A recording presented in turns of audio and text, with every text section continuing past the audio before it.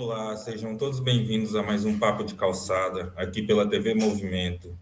E hoje nós vamos falar sobre saúde mental e moradia com a professora Carmen Ranucci, que atua junto ao Movimento Nacional de Luta por Moradia desde 2017, contribuindo junto à coordenação do Tocantins e do Pará, atualmente professora da Universidade Federal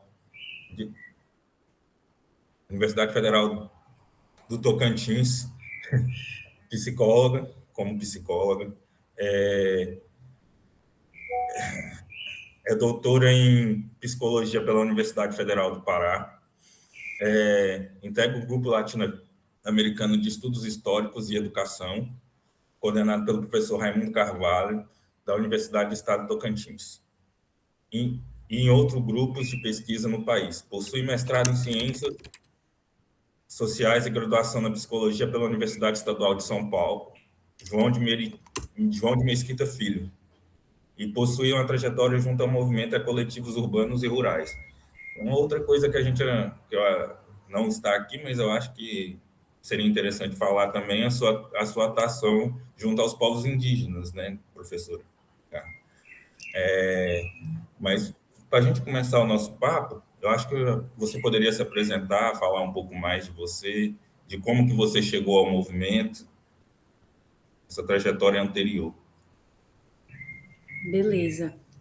Bom, muito obrigada pelo convite, Jefferson, e toda a equipe aqui do TV Movimento, do programa Papo de Calçada. Desde que eu comecei a acompanhar o programa, eu estava sonhando em ser convidada para participar, então estou muito grata mesmo. Eu sou Carmen, né, como o Jefferson falou, eu sou nascida em São Paulo. Vim para o Tocantins em 2016, depois morei no Pará em 2023, 2024 e depois retornei para o Tocantins, né? Hoje sou professora da Federal do Tocantins no curso de Psicologia. E eu conheci o Movimento Nacional de Luta pela Moradia quando eu vim para o Tocantins. Eu já tinha tido vivências com a pauta da moradia, inclusive enquanto estudante, né, lá em São Paulo, e enquanto pessoa, de forma geral, mas eu fui, inclusive, me entender como sem-teto e entender a luta por moradia quando eu vim para o Tocantins e conheci o Bismarck do movimento em Palmas, né? Eu vim para o Tocantins para atuar junto ao Conselho Indigenista do Tocantins, né? E a partir disso eu conheci as pessoas do movimento social do Tocantins, entre elas o Bismarck, e o Bismarck me convidou para dar oficinas como psicóloga no programa, no projeto técnico social, né, de um projeto habitacional específico, oficina sobre convivência familiar e comunitária, né, direito à convivência familiar e comunitária. E aí ele falou, Carmen, a gente está precisando de uma psicóloga para dar essas oficinas no projeto habitacional tal, você tem interesse, tem disponibilidade, me explicou como seria o trabalho, e aí eu fui participar, né? E a partir disso eu comecei a me inserir na militância em si da luta por moradia no Tocantins, né? E isso faz parte da minha identidade hoje, né? E da forma como eu vejo o mundo. Então, hoje, né, uma das temáticas, uma das pautas que eu levo, inclusive, para a sala de aula é a da pauta da moradia, porque hoje eu sei, com muita consciência, de que não dá para a gente falar da vida das pessoas sem falar da política habitacional, do direito à moradia, do direito à cidade, assim como não dá para a gente problematizar o capitalismo e pensar outro projeto de sociedade sem falar da reforma urbana, né? A gente sempre ouve muito falar da reforma agrária, que é fundamental, mas a gente ainda precisa falar mais da reforma urbana, que complementa a reforma agrária na luta por uma sociedade mais justa, né? Então, espero contribuir aqui com o programa de hoje e aprender com vocês também a partir das reflexões que a gente vai poder fazer aqui juntos. Interessante. Eu acho que a gente pode começar perguntando De que forma que a casa, a moradia onde a gente mora e a questão da cidade, elas afetam a nossa saúde mental, né? Sim, A falta dessa residência, né? Também. sim. Jefferson, é muito importante essa pergunta, né? E ao mesmo tempo a gente poderia refletir sobre ela de várias formas. A primeira coisa que me vem no pensamento quando você traz essa provocação, esse questionamento, é a questão da localidade, da moradia, né? Então, no movimento de moradia, a partir da legislação e da política habitacional, a gente sempre fala que a moradia e a habitação são coisas diferentes e complementares, né? E uma não existe sem a outra. A moradia é o teto, a habitação são as políticas públicas disponíveis no território para a gente viver bem no território em que a gente está inserido. O que acontece é que, geralmente, a população sem teto está nas periferias, né, afastadas dos centros, e isso gera uma condição de vida em que se mora na periferia e se trabalha no centro, né? E acho que é importante dizer, em muitos projetos habitacionais do movimento de moradia, a gente está também nas periferias, mas não é porque a gente quer, né? Então, dentro da pauta da reforma urbana, a gente defende que as pessoas que lutam por moradia consigam morar no centro da cidade, né? Mas nas disputas pela terra, para a gente conseguir implementar um projeto habitacional, que muita gente não sabe disso, né, Jefferson? A gente luta por terra na cidade. Em algumas cidades mais ao sudeste, por exemplo, lá em São Paulo, onde eu nasci, é muito comum a gente ver ocupações urbanas em prédios abandonados, muitas vezes em regiões centrais. Aqui na região norte, nos interiores do Tocantins e do Pará, e mesmo aqui em Palmas, na capital, né, do Tocantins, a gente tem uma realidade muito diferente na luta por moradia, né? É incomum a gente ver nos interiores aqui da região norte, pegando aí como referência Pará e Tocantins, essas ocupações de prédios abandonados, como a gente vê em São Paulo e Rio de Janeiro. Então, a gente ocupa terra que não está cumprindo a chamada função social da propriedade. E depois que a gente consegue a terra, é que a gente consegue implementar um projeto habitacional por via de edital do Ministério das Cidades, né?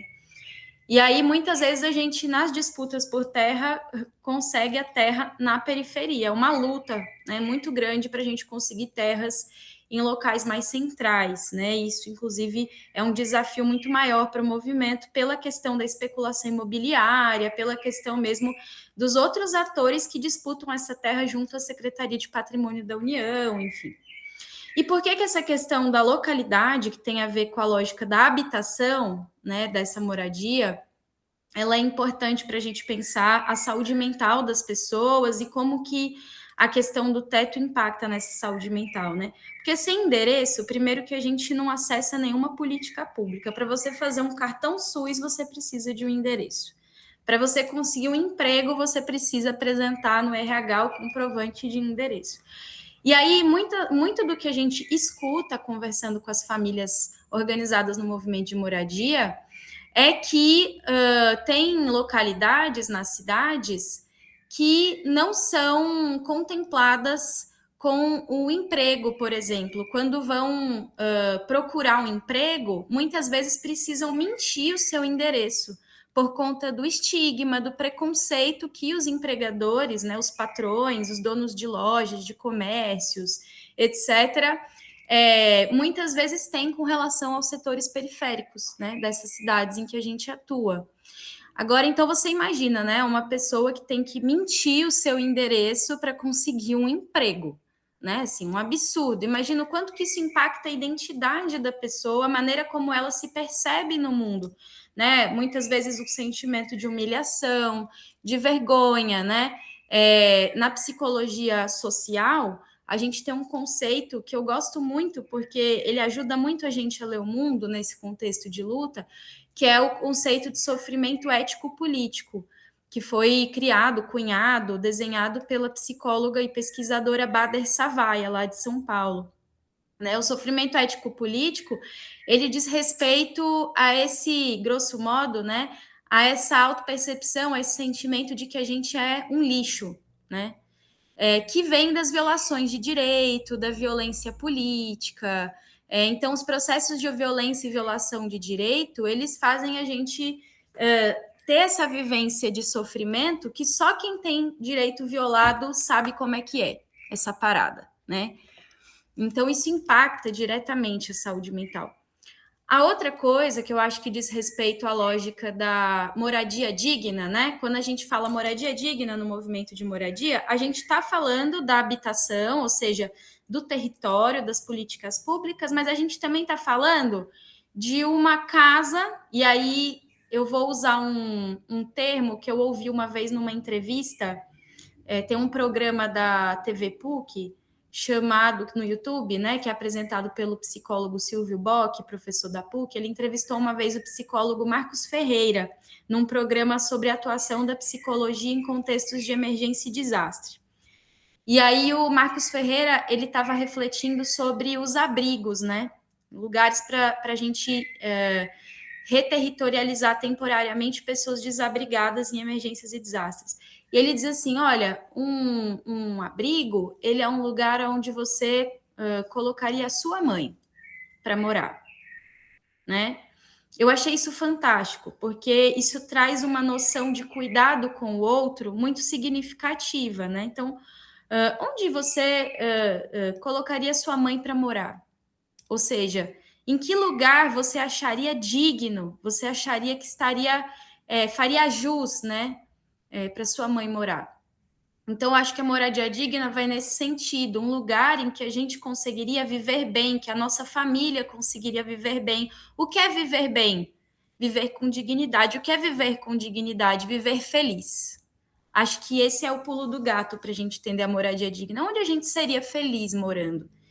E isso não é simples de responder, né? Porque um lugar em que você seria feliz e a sua família também seria um lugar em que você poderia ter um salário digno, em que você teria escola pertinho de casa, o trabalho pertinho de casa, em que você teria todos os eletrodomésticos que você acha importante ter na sua casa, para o seu dia a dia, para a sua rotina. Em que você teria os móveis que você gostaria dentro da sua casa, né? Veja, isso não é uma questão de luxo, é uma questão de direito. É como o Marx nos ensina, né? Se a classe trabalhadora tudo produz, tudo a ela pertence, né? Então, tudo isso tem a ver com a nossa felicidade nessa sociedade que a gente vive, né? Que é uma sociedade capitalista, racista, patriarcal, né? Então, assim, mas você sonha em ter uma máquina de lavar? Sim, qual o problema? Eu estou no capitalismo, né? Eu preciso pagar uma máquina e não tenho dinheiro. E é o meu sonho, eu não aguento mais lavar roupa no tanque. Isso cansa, dói as costas, é cansativo, eu trabalho o dia inteiro, tenho que chegar e lavar minha roupa, né? Então, é interessante a gente refletir sobre isso, né? Sobre esse sonho da casa própria, de pegar uma chave, né, e dizer esse lugar é meu, e nesse lugar eu sou feliz, porque ele não é simples, né? Não é só pegar a chave, tem a ver com todas as condições de vida.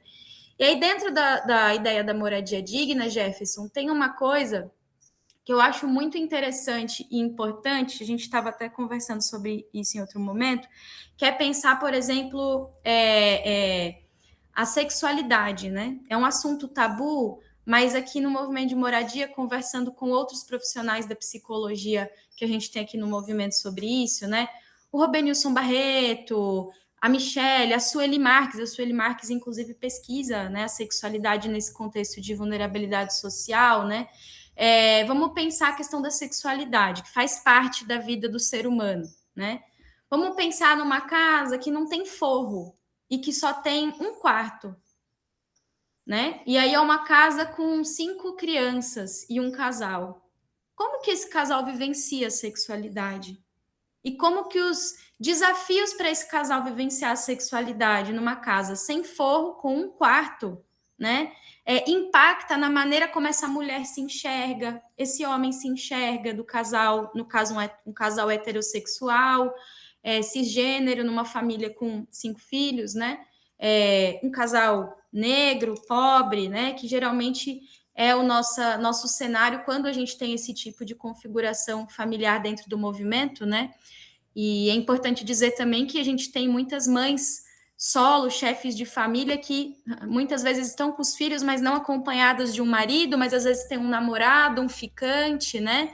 Como que essa mãe vai vivenciar a sua sexualidade dentro daquela casa?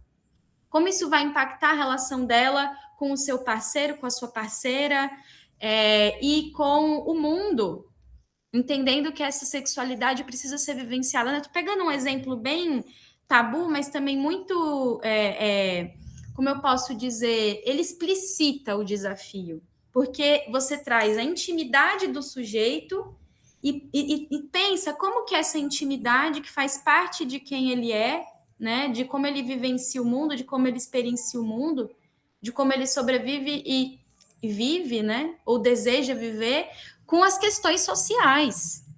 É muito desafiador. Então, a moradia digna é uma questão muito desafiadora, porque ela pega desde a intimidade do sujeito até a relação mais concreta dele com o mundo, que é o trabalho.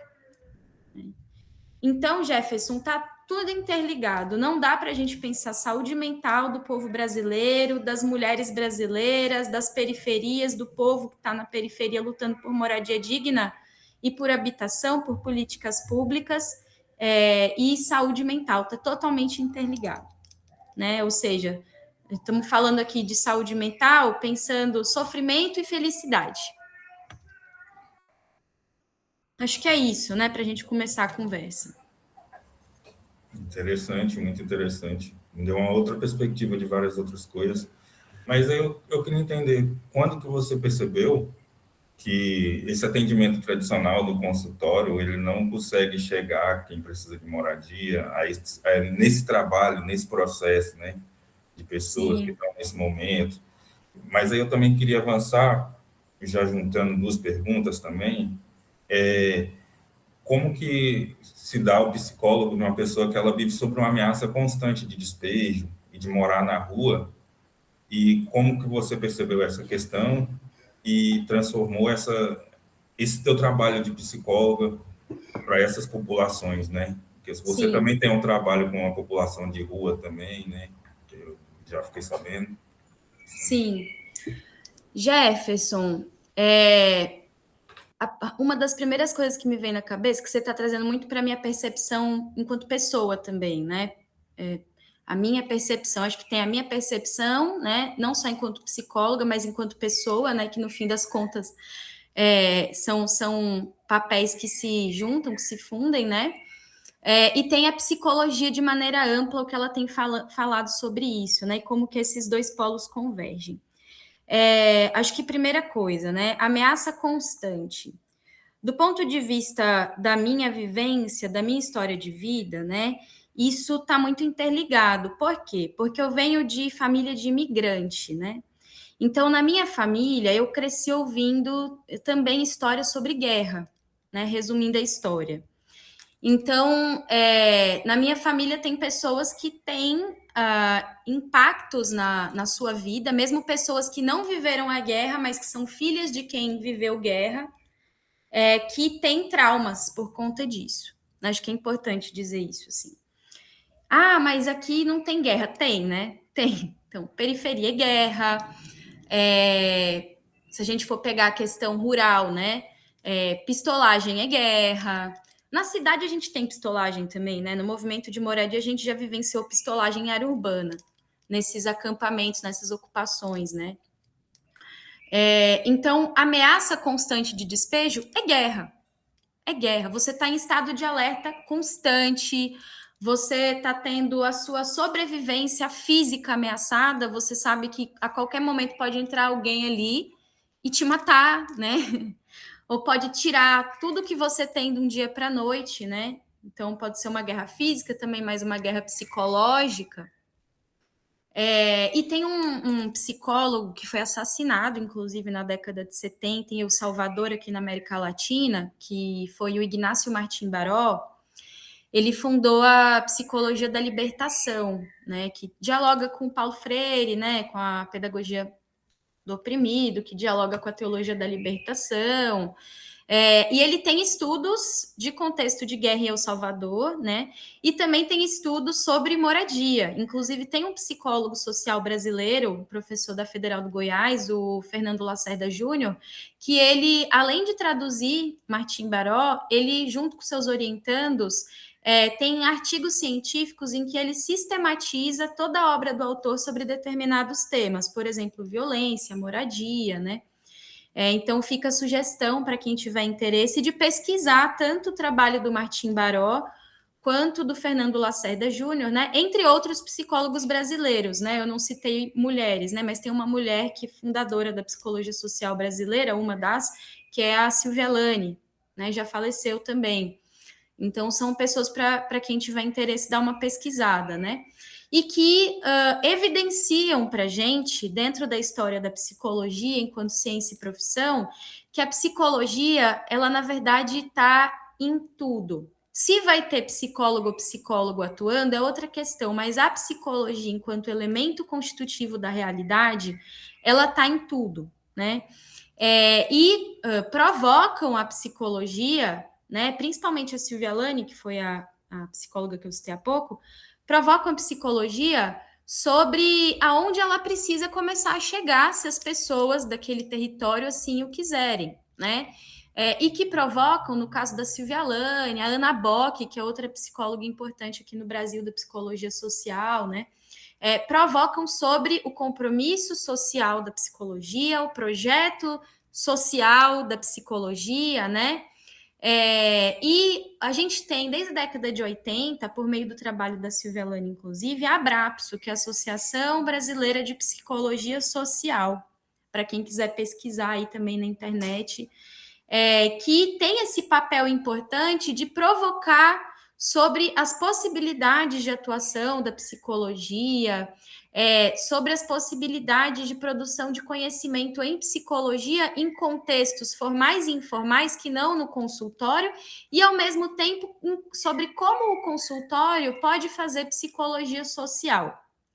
Tem um livro eu até deixei ele aberto aqui, o link, só que eu não, aqui no link eu não estou conseguindo abrir por algum motivo. E aí eu não sei se ele é um livro do CRP São Paulo, mas eu acho que ele é de São Paulo, ou se ele é do Conselho de Psicologia do Rio Grande do Sul. É do Conselho de Psicologia de um desses lugares.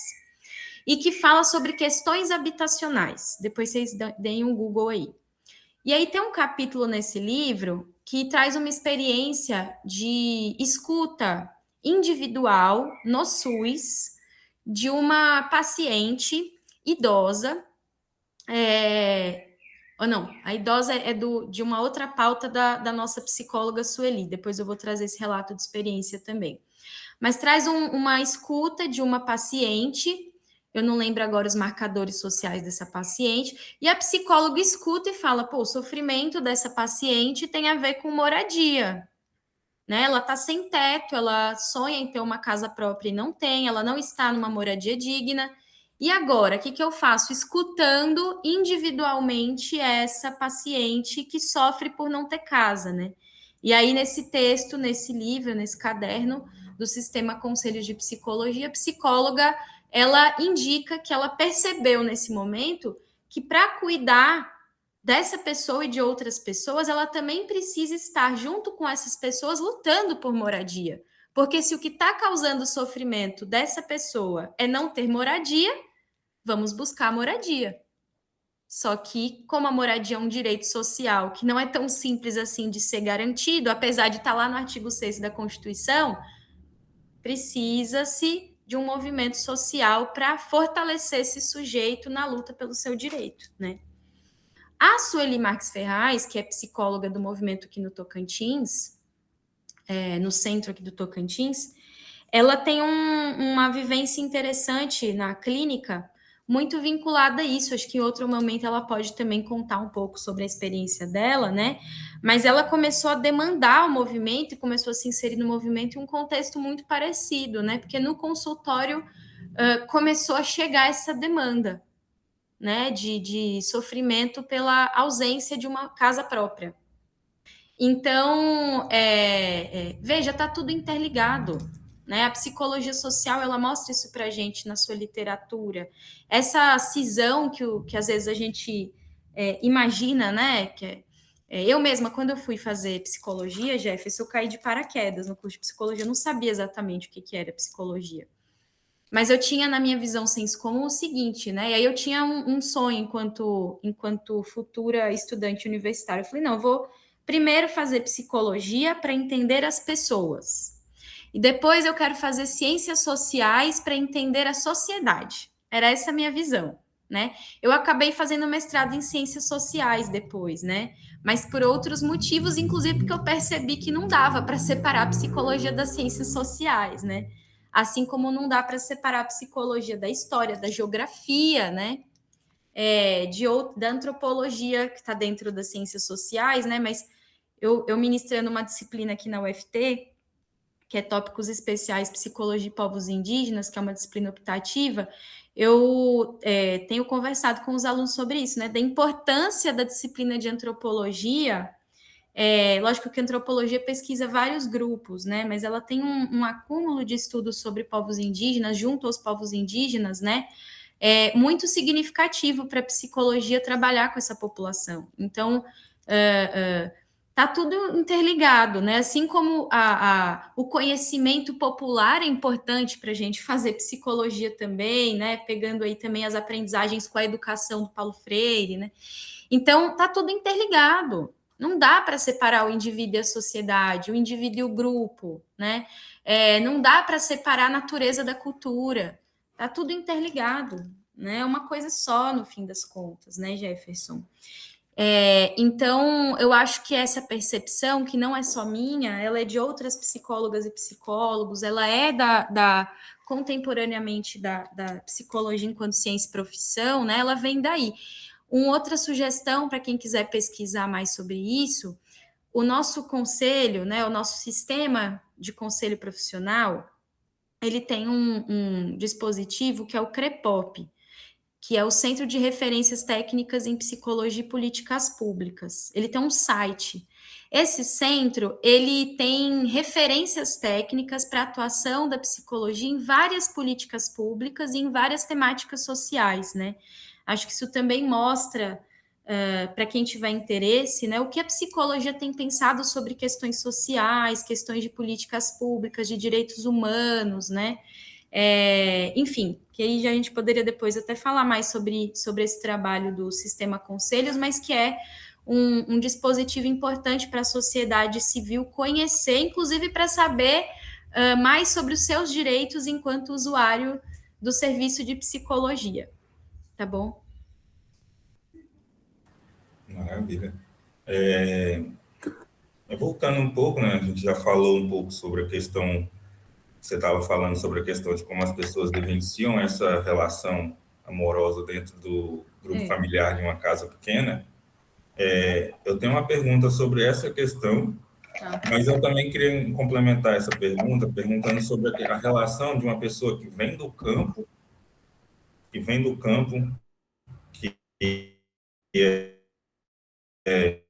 geralmente tem um pouco mais, tem algum nível de segurança, e quando ela vem para a cidade, ela não tem essa segurança da casa ou segurança de moradia, e como que essa convivência e esse novo patamar, esse novo tipo de convivência afeta tanto essa questão e essa relação familiar, né, também, ali dentro da casa, e também essa relação com as pessoas, como que esse êxito de vir do campo para a cidade transforma tudo isso através desse psicológico, né? Que a pessoa está lidando. Jefferson, eu espero conseguir responder a sua pergunta, né? Porque ela traz várias questões também para a gente pensar. A gente também poderia responder ela de várias formas, né? Primeiro que, assim, é fundamental a gente discutir mais essa relação campo e cidade. A gente precisa discutir mais isso, inclusive, junto com os outros movimentos sociais do campo e da cidade. A gente hoje tem um movimento específico que pauta campo e cidade, né? Se eu não me engano, é FNL o nome, não tenho certeza. Mas é uma pauta muito importante, porque, na verdade, está também muito interligado o campo com a cidade. A gente tem muita gente que é ex-trabalhador rural organizado no movimento urbano, que por algum motivo teve que ir para a cidade, por exemplo, despejo, por exemplo, impacto por barragem, por exemplo, vou pegar aqui um exemplo, né, da questão indígena. Indígenas em contexto urbano por N motivos, inclusive por questão de conflitos agrários, né? Pessoas que vão fazer universidade, pessoas que, por algum motivo, resolveram ir para a cidade em busca de algum sonho específico ou em busca de alguma relação específica. Tem, assim, uma multiplicidade de realidades e de histórias de vida que interseccionam, que entrecruzam campo e cidade, né? Então, acho que esse é um ponto. O segundo ponto é que as vivências do campo e da cidade na luta social, elas podem muito ajudar uma a outra. Então, assim como tem gente da zona rural que às vezes precisa ir para a cidade ou que mora na cidade mesmo que temporariamente, que, enfim, dentro dessas realidades todas que eu coloquei, né? A gente também tem a demanda de insegurança alimentar dentro das ocupações urbanas, acampamentos urbanos e também dos projetos habitacionais em andamento. Então, às vezes as famílias não estão ocupadas em algum território específico, mas estão espalhadas na cidade, vivendo de aluguel, em casa cedida, em moradias improvisadas, em situação de rua, esperando o projeto habitacional ser concluído, né? Isso vai depender muito da história de cada comunidade, aí a comunidade não apenas como um espaço físico enquanto espaço de vida, mas também enquanto relações sociais interligadas entre si por um objetivo comum, por uma demanda comum e por um esforço comum para atingir aquele objetivo. Então, muitas vezes a gente tem essa insegurança alimentar, né? E a gente muitas vezes precisa, por exemplo, de alimentos, inclusive mais saudáveis, para oferecer para as nossas famílias sem teto, né? Ou alimentos com baixo custo, né? A gente teve uma experiência uma vez aqui no Tocantins, junto de um projeto que a gente chamou na época, né, em parceria com outros atores sociais, outras organizações e entidades, que foi a RASA, Rede Agroecológica de Soberania Alimentar. E aí a gente trabalhou em parceria com cooperativas rurais, né, da agricultura familiar, e foi muito interessante possibilitar as feiras de produtos agroecológicos na periferia, no território de projeto habitacional do movimento de moradia, né? Famílias organizadas no movimento de moradia. Mas o que a gente vê é que é preciso fortalecer a política pública nesse contexto, né? Da economia solidária, das feiras, né? Para que essa relação entre campo e cidade seja mais estreitada. A gente também viu comunidades rurais que tinham o produto para oferecer, mas não tinham como escoar essa produção para a cidade. Então, assim, precisa de política pública, precisa de recurso público, né? E aí, assim, né? Igual na área da cultura, né? A gente também precisa de recurso, mas assim, quando a gente fala desses recursos, a gente não está falando só de editais para fortalecer eventos, atividades pontuais, a gente precisa de políticas que pensem a permanência dessa relação, dessa interação, dessas atividades e ações, né? Vinculadas de maneira mais permanente, né? Porque é uma questão de sobrevivência, de segurança alimentar, de soberania alimentar, né? A gente precisa falar disso, né? Quem que está produzindo os alimentos mais saudáveis e quem está acessando esses alimentos, né? A gente tem algumas iniciativas de quintais produtivos, né? Inclusive nas periferias, mas assim são editais, né? A gente precisa fortalecer isso, é urgente. Eu não tenho respostas prontas sobre isso, mas tenho reflexões e provocações com base na nossa experiência com a base do movimento de moradia em várias localidades no Tocantins e no Pará, né? Eu acho importante mencionar isso.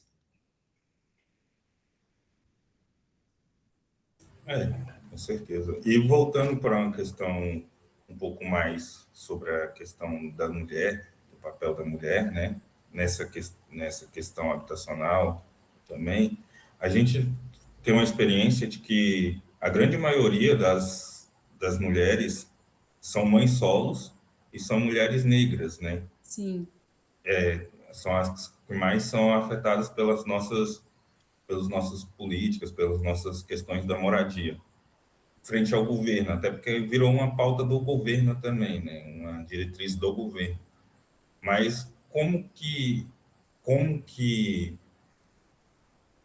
a moradia transforma a vida das mulheres negras mães solos, né?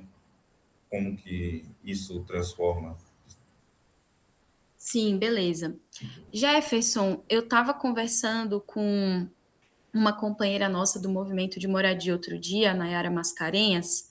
Ela é da Marcha Mundial das Mulheres também, né? E ela estava me contando que a Marcha Mundial das Mulheres fez um cine debate em Palmas, né? Outro dia sobre aquele filme A Melhor Mãe do Mundo, né?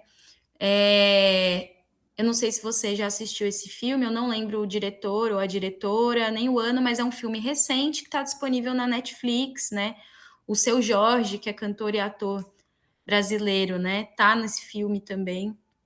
E é um filme muito interessante porque ele aborda várias temáticas sociais e a protagonista do filme, a melhor mãe do mundo, é uma mulher negra, periférica, né? Catadora de recicláveis, e ela tem essa vivência, né? De ser a principal responsável pela sua família, então é uma chefe de família, né, ela que é responsável pelos filhos. Ela tem um marido, mas ela sofre violência doméstica, né? E aí o filme, né, ele mostra a luta dessa mãe, inclusive, para quebrar esse ciclo de violência e viver bem com os seus filhos.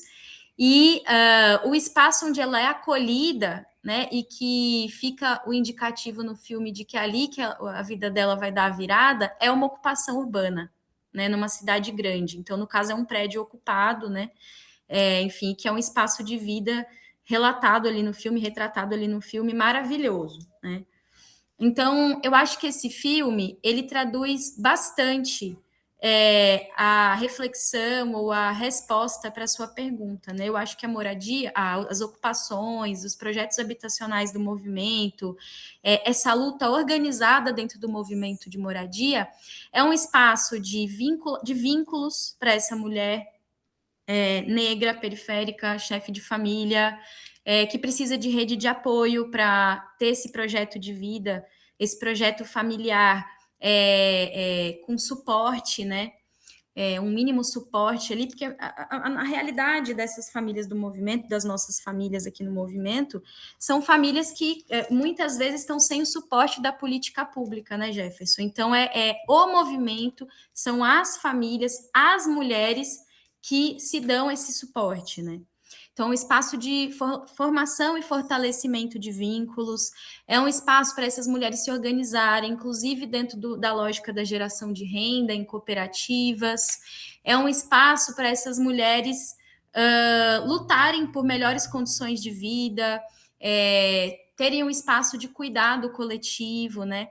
E aí é importante também eu mencionar, Jefferson, nesse contexto, um projeto que o movimento de moradia está tendo a oportunidade de realizar em 2 projetos habitacionais em andamento, em parceria com a UFNT, a Universidade Federal do Norte do Tocantins, né? E aí eu queria mencionar que a professora Regiane Medeiros, que é uma das pessoas que está à frente desse projeto, né, junto com a gente, e que sem ela a gente não teria conseguido essa atuação junto às mulheres nesses 2 contextos que eu mencionei, né, de Palmas e Araguaína, em 2 projetos em andamento habitacionais, e com recurso do Ministério das Mulheres. Então, uma parceria do Movimento de Moradia com a UFNT, né, o Ministério das Mulheres, a Marcha Mundial das Mulheres também, né, e é um projeto que ele está em andamento e o objetivo dele é formar comitês de combate à violência contra a mulher nos territórios. As próprias mulheres se organizarem para combater a violência dentro dos seus setores, dentro das suas comunidades, de maneira preventiva, inclusive, e se inserindo, então, dentro da rede de políticas públicas enquanto sociedade civil. Porque são essas mulheres que sabem o que está acontecendo na casa de cada uma, né? Que sabem o que cada companheira está passando. E que são elas, portanto, que juntas podem fazer esse enfrentamento de forma protagonística, né? Nesse sentido que a gente estava falando, né? Então, para mim, Jefferson, o movimento de moradia, ele é um espaço fundamental para a gente pensar o cuidado da população negra, né, a saúde mental da população negra, mas principalmente para essas mulheres negras, periféricas, mães chefes de família, mães solo, né? É lógico, Jefferson, que, por exemplo, se a gente for pensar nessas ocupações urbanas, esses acampamentos, dentro daquela lógica inicial que a gente comentou, né, que é uma lógica de ocupação de terra, de disputa da função social da propriedade, né? Não é algo fácil. É lógico que é algo que também implica, né, naquilo que a gente estava falando antes, estado de alerta, né? Muito empenho para conseguir algo, é cansativo, é exaustivo, né? Não é fácil, né? Mas a potência de vida do movimento social é algo assim fantástico, né? Apesar de todos os desafios, é um espaço de acolhimento, é um espaço de ajuda mútua, né? Tem até um texto que eu estava lembrando aqui, eu não lembro agora o nome do autor, se é Marcos Fernandes, acho que é Marcos Fernandes, tá naquele site Outras Palavras. É um texto antigo, e que fala sobre os princípios terapêuticos dos movimentos populares. Quem quiser depois dar um Google. E ele fala disso, né? Ele fala disso, do quanto que os movimentos sociais, eles são espaços potentes, né, para o cuidado. Pensando cuidado, assim, na saúde coletiva, né, dentro dessa outra lógica. Acho que é isso, Jefferson. Eu queria deixar a sugestão, né, para você chamar depois a professora Sueli Marques para falar mais sobre esse assunto, né? A própria Nayara Mascarenhas também podem ajudar muito a discutir essa questão. Com certeza. A gente vai para... Nos próximos programas a gente pode chamar, sim, com certeza. São boas indicações. São pessoas muito interessantes e inteligentes. Mas voltando um pouco, acho que ainda faltam algumas perguntas. Principalmente voltando um pouco a essa questão comunitária que você acabou falando, um pouco, né?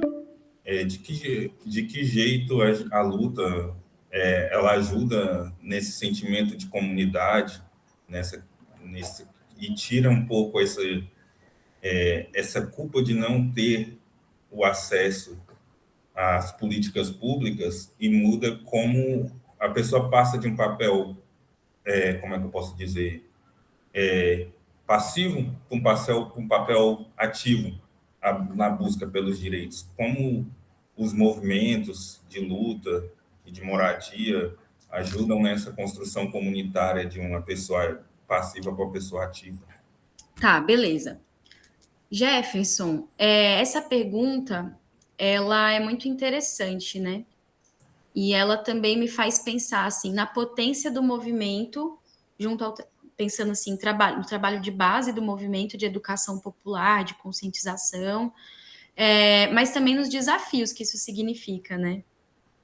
Porque não é fácil mudar comportamento, não é fácil conscientizar, porque são muitos outros fatores influenciando a vivência das pessoas, a relação das pessoas com o mundo, né? A visão que as pessoas têm do mundo e por aí vai, né?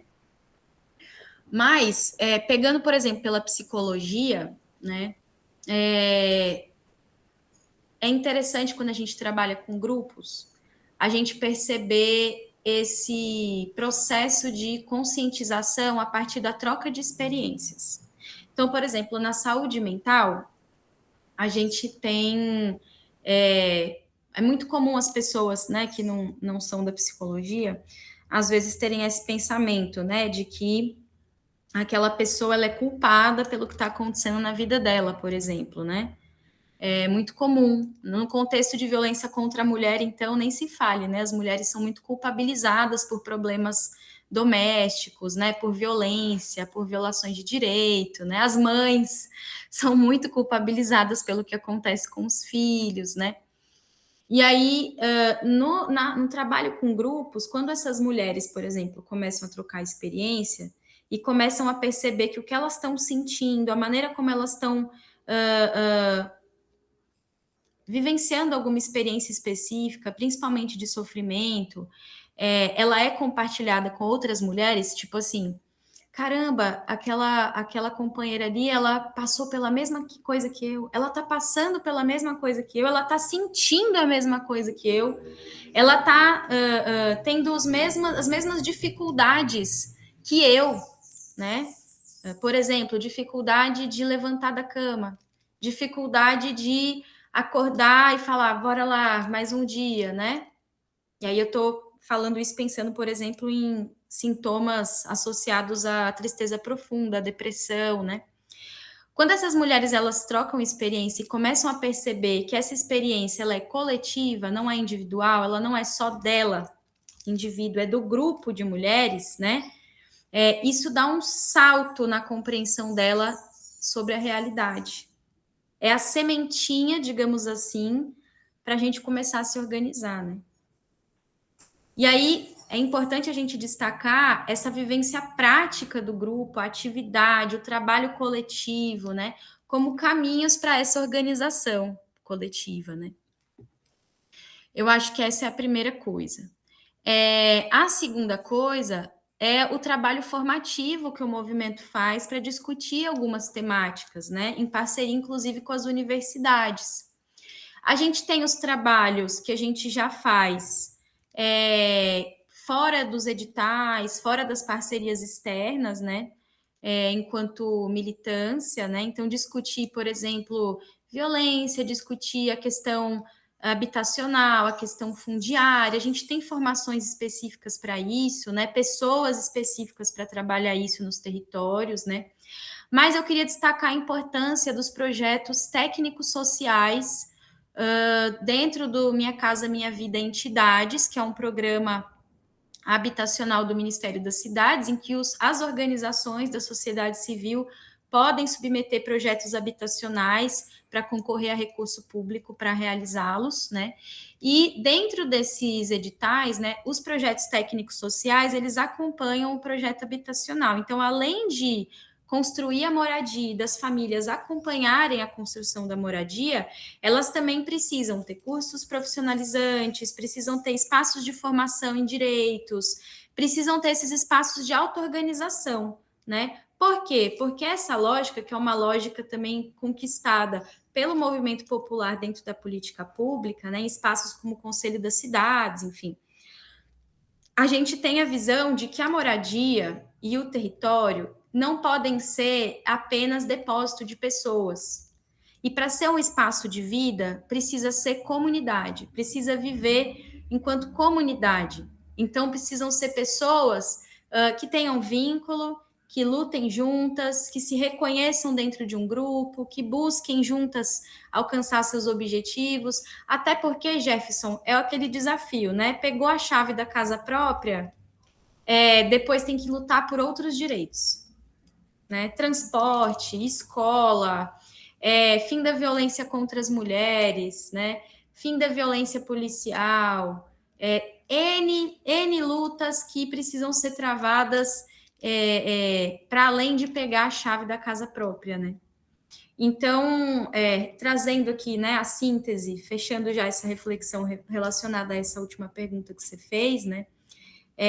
A gente tem muitos acúmulos já sobre esse processo de trabalho, mas a gente também observa muitos desafios, né? Muitos desafios para conscientizar no sentido de trabalhar as pessoas, né, junto com elas, uma auto-organização, enfim, para que esse território ele tenha autonomia dentro de um projeto coletivo de comunidade.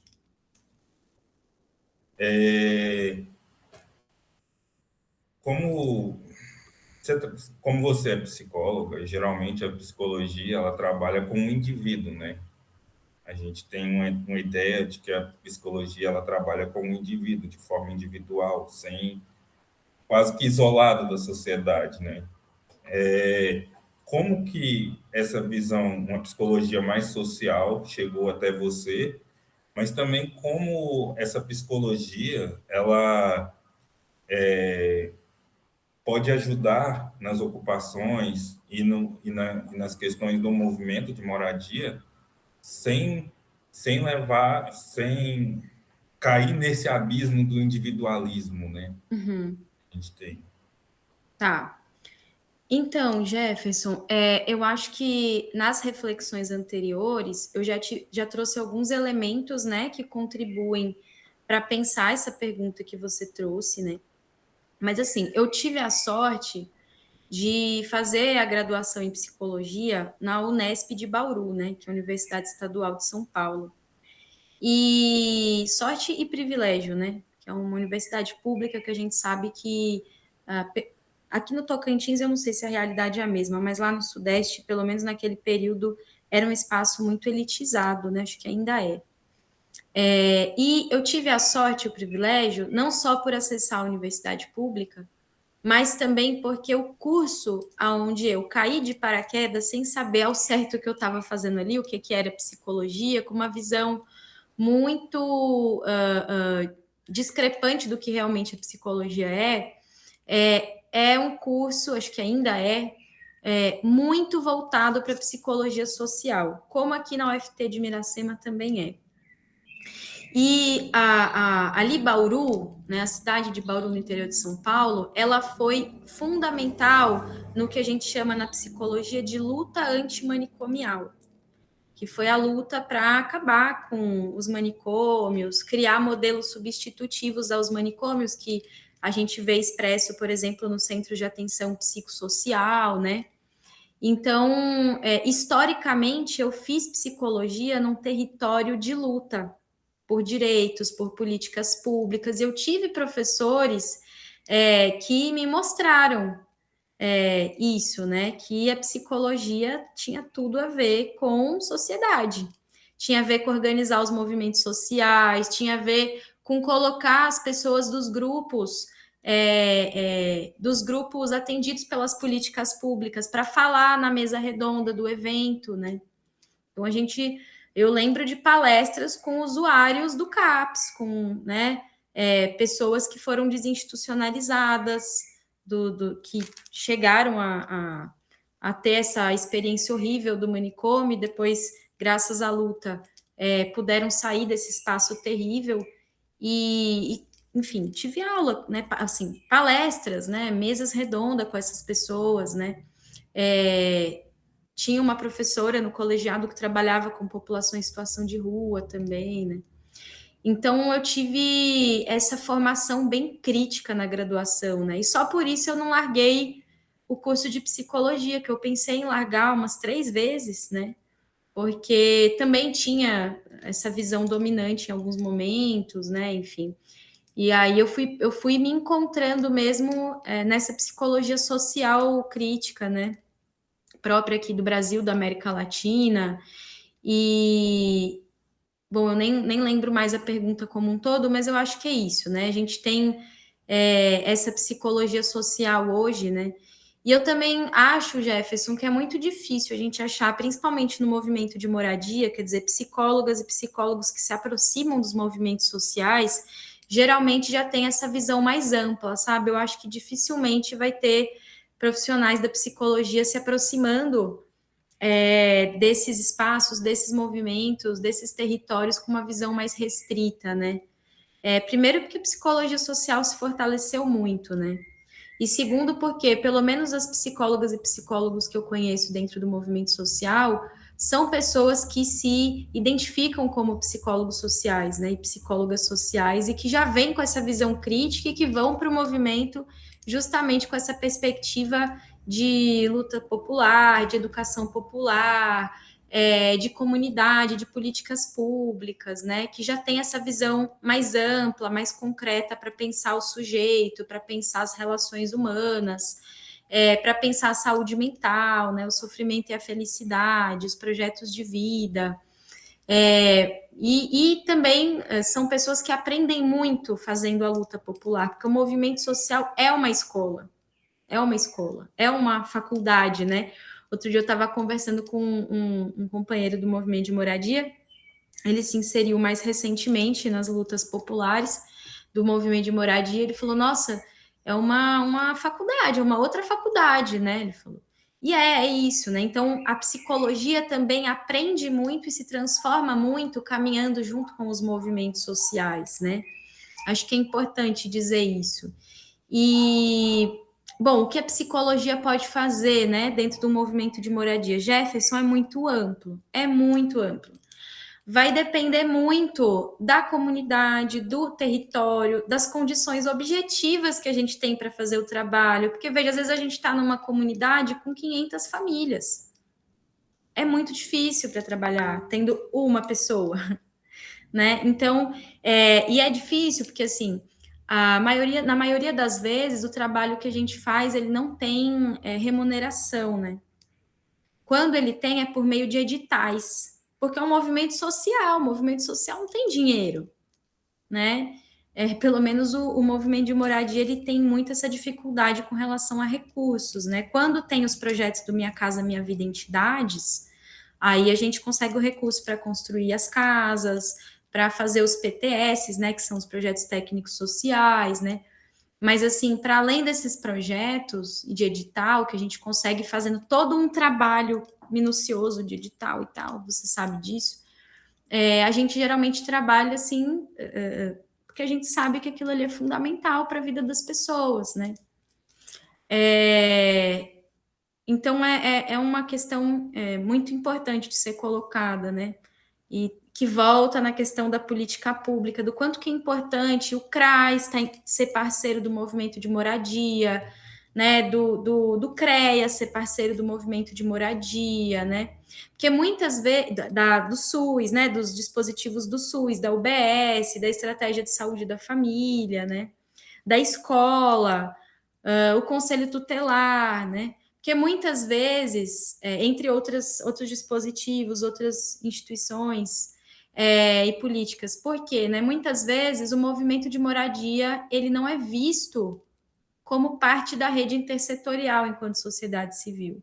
Mas a gente é rede intersetorial. A gente está, por diversos momentos, orientando as pessoas a procurarem os serviços, encaminhando as pessoas para os serviços, falando para as pessoas da importância dos serviços, né?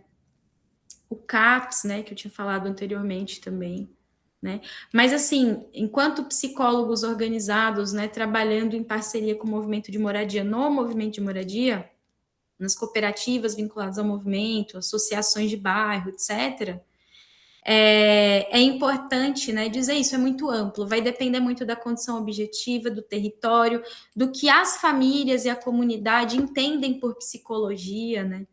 E aí a gente vai construindo junto essa psicologia, né? A gente vai construindo junto as possibilidades, né? Ó, comunidade, a gente pode ir até aqui nessa temática, a gente pode fazer tal ação, né? A gente tem esse limite e essa possibilidade, pensando nas diretrizes da nossa ciência, da nossa profissão, etc. e tal, do que é regulamentado, né?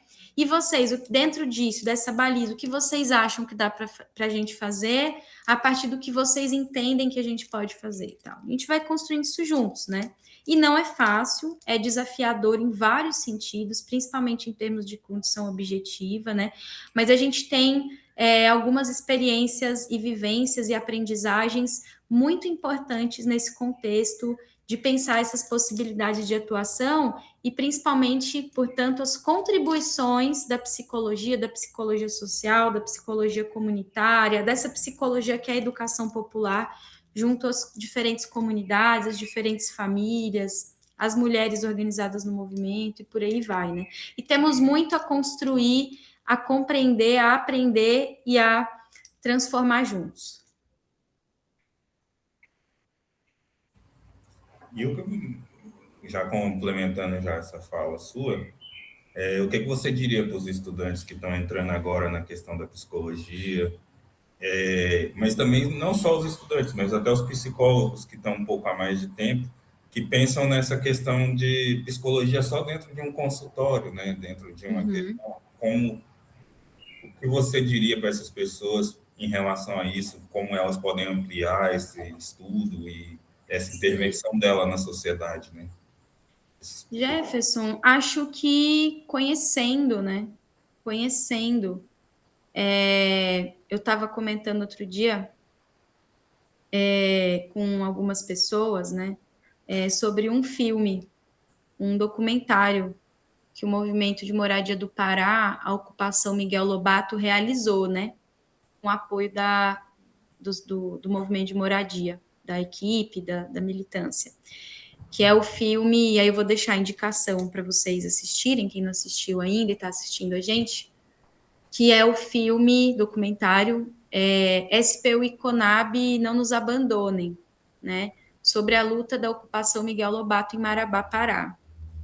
A ocupação Miguel Lobato, lá em Marabá, ela fica numa área onde ficam os antigos galpões da Conab, né, da Companhia Nacional de Abastecimento. Eram galpões que estocavam alimentos da reforma agrária e que estavam abandonados há anos, anos, anos, né? E aí famílias sem teto se organizaram para ocupar aquele lugar, porque precisavam morar em algum lugar, e para reivindicar a função social da propriedade, para que ali, né, se torne, porque a luta continua, né, um território de projeto de habitação de interesse social, né, dentro daqueles editais que a gente mencionou anteriormente. E muita gente ali em Marabá passa por ali e não sabe que dentro daqueles galpões tem pessoas morando.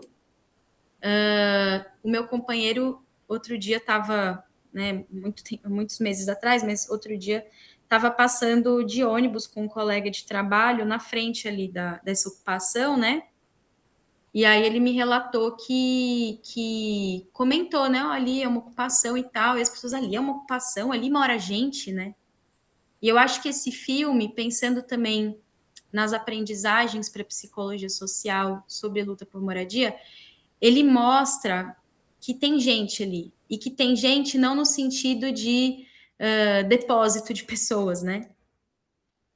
No sentido mesmo de histórias de vida acontecendo ali dentro, né? Porque luta é isso, são histórias de vida em movimento. E histórias de vida interligadas em movimento.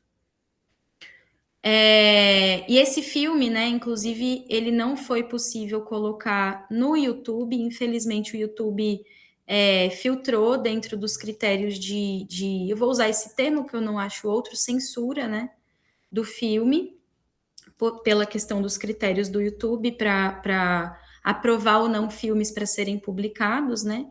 E aí a gente não teve escolha se não colocar em outra plataforma, é uma plataforma mais desconhecida. Eu mesma não conhecia essa plataforma até o filme ser publicado lá, né? O filme foi feito, acho que no comecinho desse ano, não tenho certeza. Que é a BitChute. Então, quem tiver curiosidade de assistir, acho que é super importante, né? Quem é estudante de psicologia ou não, quem é profissional de psicologia ou não, mas quem tem interesse de entender essa questão humana dentro da luta por moradia, esse filme é uma aula, né? É muita história de vida diferente ali para ser contada, muita luta, muita resistência, né? Muitas intersecções, muitos entrecruzamentos, muitas reflexões para a gente trazer aí para os diferentes espaços, a universidade, né? A universidade precisa se aproximar mais dos movimentos sociais também, né, Jefferson? Também esqueci de comentar sobre isso, né? Mas a extensão universitária, para quem está na universidade, é um ótimo caminho para contribuir com a luta por moradia. A gente já teve várias experiências de extensão, né? Esse projeto, com as mulheres que eu comentei antes, né?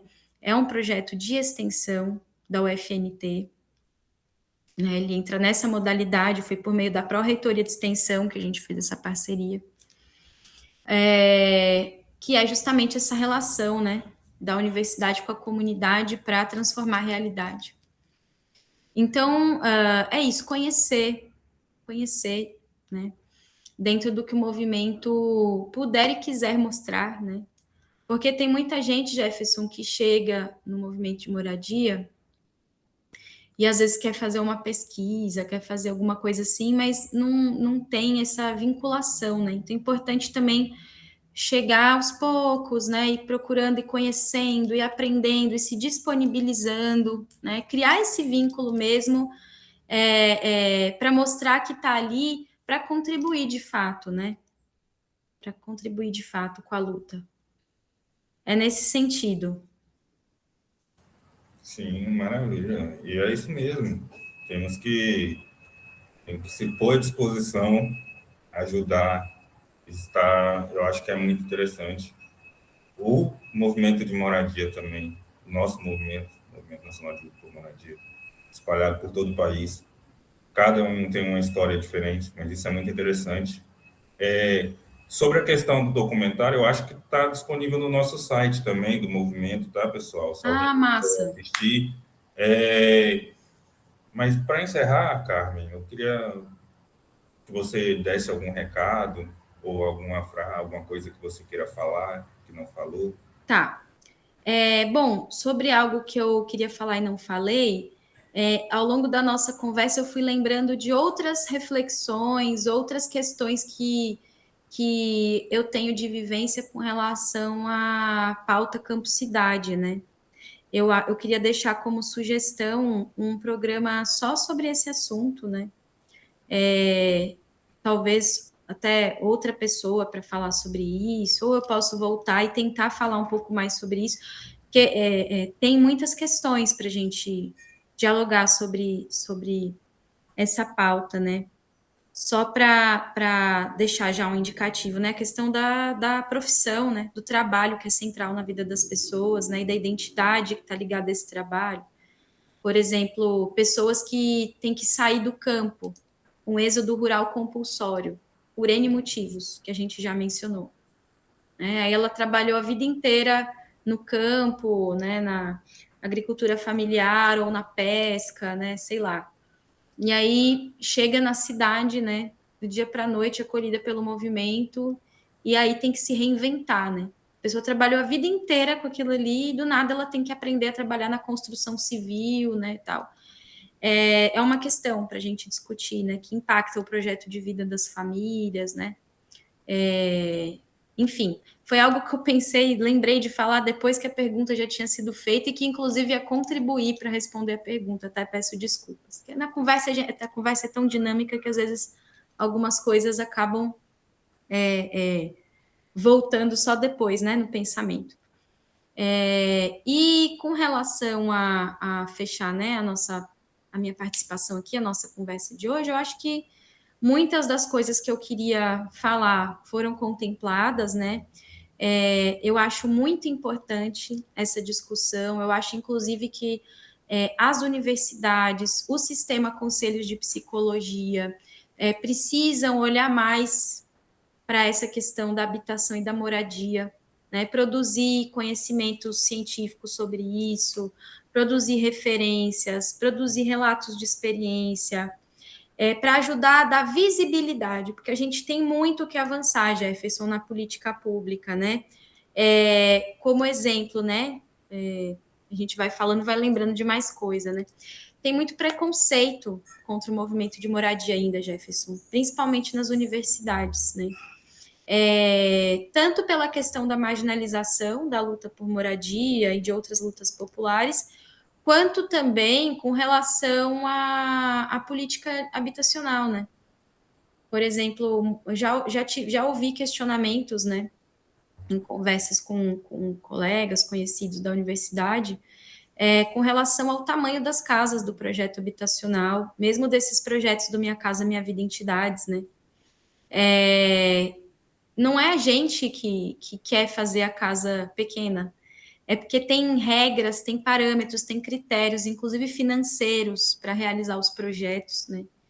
E a gente faz o que é possível para a família ter um pontapé inicial para iniciar um novo ciclo no projeto familiar, né?